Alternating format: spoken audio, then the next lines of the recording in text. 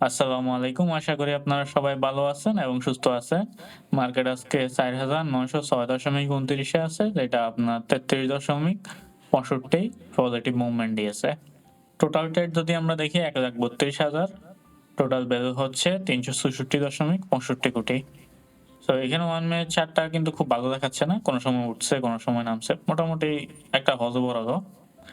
আর স্টকে যদি দেখি ২৮৭ টা আপে আছে, ৫৩ টা ডাউন এবং ৫১ টা আনচেঞ্জ অবস্থায় আছে। সো এটা একটু ভালো।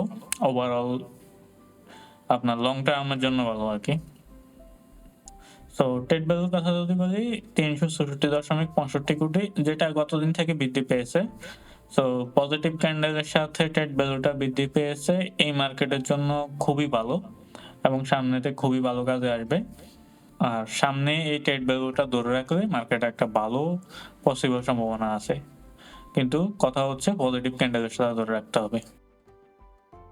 আর top sector by trade value percentage wise যদি দেখি, ফার্মাসিউটিক্যাল এবং কেমিক্যাল ২০.৫১%, টেক্সটাইল হচ্ছে ১৫.৫২%, ইঞ্জিনিয়ারিং হচ্ছে ১১%। এবার আমরা ইন্ডেক্স মুভারে যাই। সো ইন্ডেক্স মুভারে রবি হচ্ছে ১.৫ ইন্ডেক্সকে মুভ করেছে। এরপরে ব্যাট বেসি ১.১, Pubali bank ০.৯, BRAC bank ০.৮, Beacon Pharma ০.৮।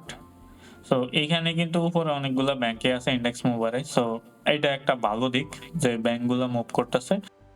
বরাবরই আমরা দেখি যে ইন্ডেক্স যখন উপরের দিকে যায়, তখন ভালো করে উপরের দিকে যাওয়ার জন্য ব্যাংকগুলাকে একটু হাতে আসতে হয়। ব্যাংকগুলা মুভ না দিলে আপনার ইন্ডেক্স উপরে যায় না। যেটা যায় ওইটা ১-২ দিন পরে আবার নেমে যায়। সো এটা একটা ভালো দিক। আর নেগেটিভ ইমপ্যাক্ট এ যদি দেখি, যমুনা অয়েল সবার উপরে ০.৫ নেগেটিভ ইমপ্যাক্ট করেছে। এরপরে ইউনিলিভার ০.৫, এরপরে এনবিএল ০.৪। এবার টপ স্টকে যাই। টপ স্টকে সবার উপরে আছে রহিমা ফুড, এরপরে আছে জেল বাংলা, এরপরে আছে ম্যাগনাফ্যাট।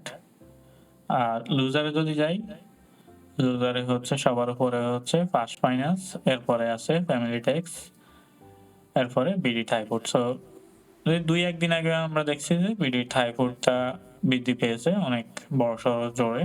সো কয়েকদিন আগে আমি একটা জিনিস বলছি যে টপে থাকাই আসলে বিপদ।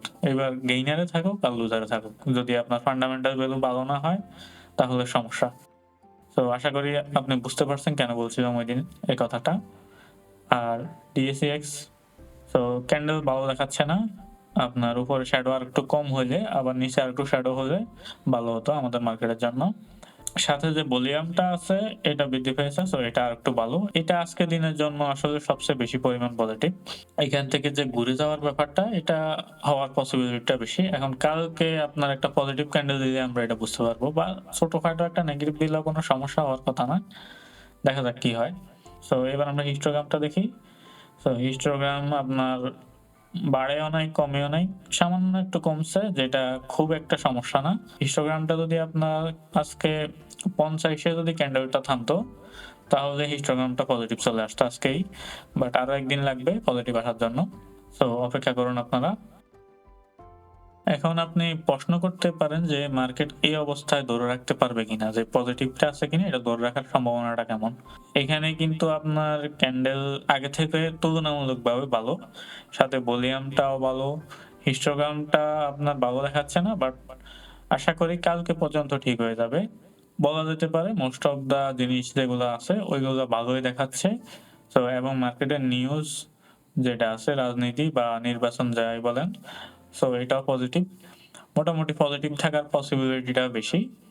সো আর বাকিটা তো আমরা কালকেই বলতে পারবো। আজ এই পর্যন্তই। আশা করি আপনারা ভালো থাকবেন। আসসালামু আলাইকুম।